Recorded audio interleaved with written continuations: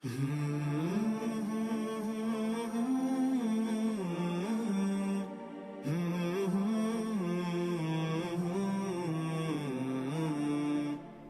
لله والصلاة والسلام على رسول الله وعلى آله وصحبه ومن والاه بعد، فإن خير الحديث كتاب الله وخير الهدي هدي محمد صلى الله عليه وسلم، شر الأمور محدثاتها وكل محدثة بدعة وكل بدعة ضلالة وكل ضلالة في النار. وبعد، السلام عليكم ورحمة الله وبركاته.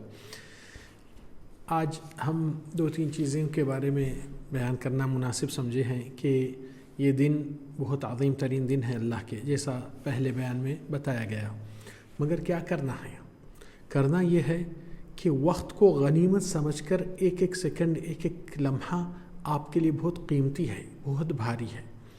اس کو یوٹیلائز کرنے کے لیے اللہ سبحانہ وتعالی پہلے سے ہی سورہ کہف میں ہر جمعے کو آپ کے لیے ریمائنڈر رکھے ہیں. جو جمعے کے دن سورہ کہف پڑھتے ہیں، آخری خلاصہ کیا ہے؟ آیت نمبر 110 قرآن کی سورہ کہف کے اختتام پر اللہ تعالیٰ فرمائے فَمَنْ كَانَ يَرْجُو لِقَاءَ رَبِّهِ، جو اللہ تعالیٰ کے اچھی ملاقات، خیر کی ملاقات، کامیابی کی ملاقات کرنا چاہتا ہے، اس کو دو چیزیں کرنا چاہیے. فَلْيَعْمَلْ عَمَلًا صَالِحًا، اس کو چاہیے نیک صالح عمل سے زندگی گزارے. اور دوسرا، یہ نیک صالح عمل کو محفوظ رکھنے کے لیے وَلَا يُشْرِكْ بِعِبَادَةِ رَبِّهِ أَحَدًا، اللہ کے ساتھ کسی اور غیروں کو شریک نہیں بنائے عبادت میں. آج آپ کو معلوم ہونا چاہیے کہ ذی الحج میں بعض لوگ سوچتے ہیں کہ کیا کرنا چاہیے. پہلی چیز روزے رہنا ہے، دوسری چیز قرآن کی تلاوت کرنا ہے، تیسری چیز استغفار، توبہ. اپنی زندگی کے بہت سے گناہ ہو چکے جس سے آپ بھول گئے مگر اللہ کے ریکارڈ میں فرشتوں نے لکھ دیا ہے.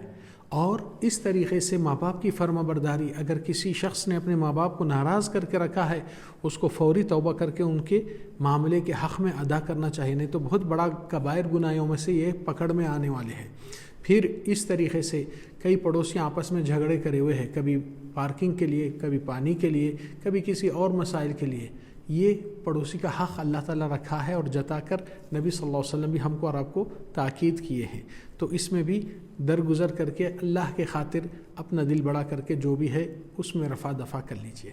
پھر اس کے ساتھ راتوں کی عبادت، تہجد گزاری، اور اس کے ساتھ ساتھ خیرات، صدقات صبح شام. یہ بہت بڑی اہم تجارت کاروبار اللہ کے ساتھ شروع کیجئے جو آپ کا ہی فائدہ ہونے والا ہے اور گارنٹیڈ ہے. لوگ کیا دیکھتے ہیں زندگی میں؟ کوئی اچھا بزنس جس میں کم ٹائم پہ اور کم سرمایہ میں اور محفوظ سرمایہ رہنا اور ریٹرنز اچھے رہنا. یہی چیز تو اللہ تعالیٰ آپ کو اور ہم کو دعوت دیا ہے. ان الذین یتلون کتاب اللہ، جو لوگ اللہ کے کلام کی خدمت کرتے ہیں، تلاوت بھی کرتے ہیں، قرآن کی پرنٹنگ میں بھی حصہ لے کے صدقہ جاریہ بھی رکھتے ہیں، مدارس کے بچوں کو حفظ کرانے میں یا ناظرہ سکھانے میں معلمین کی کفالت لیتے ہیں، یا کسی یتیم بچے کی کفالت لے کر اس کو بھی ذمہ داری اٹھاتے ہیں، اور قرآن کی خدمت، دوسروں کو بھی نشر و اشاعت، دوسروں کو بھی ترغیب کرتے ہیں. تو یتلون کتاب اللہ، جو لوگ اللہ کے کلام کی تلاوت اور کلام کی خدمت کرتے ہیں. وَأَقَامُوا الصَّلَاةَ، دوسرا نماز کو قائم کرتے ہیں.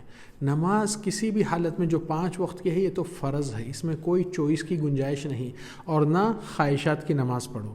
خواہشات کی نماز مطلب کہ طبیعت میں دل بولا تو پڑھیں گے، دل بولا تو چھوڑیں گے، یہ چلنے والا مسئلہ نہیں ہے. کیونکہ اللہ تعالیٰ فرمائے فَوَيْلٌ لِّلْمُصَلِّينَ الَّذِينَ هُمْ عَنْ صَلَاتِهِمْ سَاهُونَ. جہنم کا ایک وادی ہے، اس کا نام ہے ویل ہے، اس میں ہی جگہ ڈالے جائے گی یہ لوگ کو جو نمازی ہیں مگر نمازوں کی کوتاہی اس حد تک کر دیے ہیں کہ نماز کو ایزی لے لیے ہیں، کبھی پڑھے کبھی چھوڑے.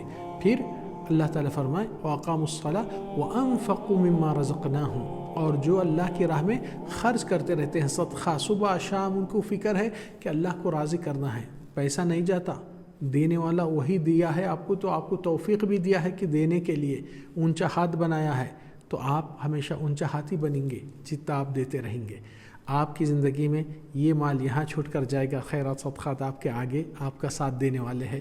وہی کام کا پیسہ ہے جس کے اندر آپ کے لیے نفع بخش ثابت ہو سکتا ہے.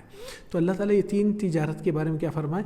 یرجون تجارتا لن تبور. یہ 3 معاملوں میں جو بھی اللہ کے ساتھ تجارت کاروبار بزنس کرنا چاہتا ہے، اس میں کسی گھاٹا نقصان کا ہونے کا سوال ہی نہیں. اللہ تعالیٰ گارنٹی دے رہے کہ لاس نہیں ہے اس میں.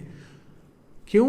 لیوفیہم اجورہم ویزیدہم من فضلہ. اللہ تعالیٰ قیامت کے دن اس کا منافع بھی آپ کو دیں گا، نیکیوں کا، اور اللہ تعالیٰ آپ کے پارٹنر تھے اس معاملے میں تو اس کے طرف سے بھی اس کو ضرورت نہیں کسی چیز کی، وہ بھی اپنا حصہ آپ کو ہی دے دے گا، آپ کو اپنے فضل و کرم سے اور زیادہ مالا مال کرے گا۔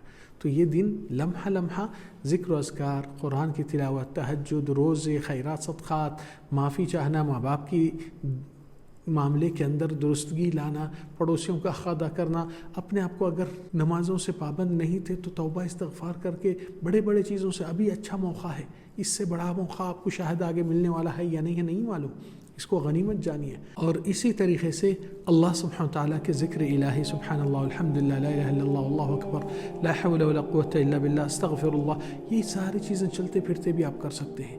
اور چاہے تو قرآن بھی 1 سے 2 ختم کر سکتے ہیں، دوسروں کو ترغیب بھی دلا سکتے ہیں۔ شاید ایک میسج آپ فارورڈ کریں گے، کوئی یہی عمل کر لے اور آپ کے کھاتے میں بھی آ جائے، پتہ نہیں۔ اللہ سبحانہ تعالیٰ آپ کی اور ہماری چھوٹی اور بڑی عبادتوں کو اخلاص کے ساتھ قبول کر لے، اور اللہ تعالیٰ ہم سے اور آپ سے راضی ہو جائے، جہنم کی آگ سے پناہ دے کر ہم سب کو محفوظ کرے، اور یہ ذی الحج کے رحمت اور خیر و برکت جو کچھ بھی اللہ تعالیٰ اس دنوں میں فضیلت رکھا ہے، اللہ تعالیٰ ہم کو اور آپ کو سب کو اس دولت سے مالا مال فرما دے۔ وصلی اللہ وسلم وبارک علی نبینا محمد وعلی آلہ وصحبہ اجمعین۔ السلام علیکم ورحمۃ اللہ وبرکاتہ۔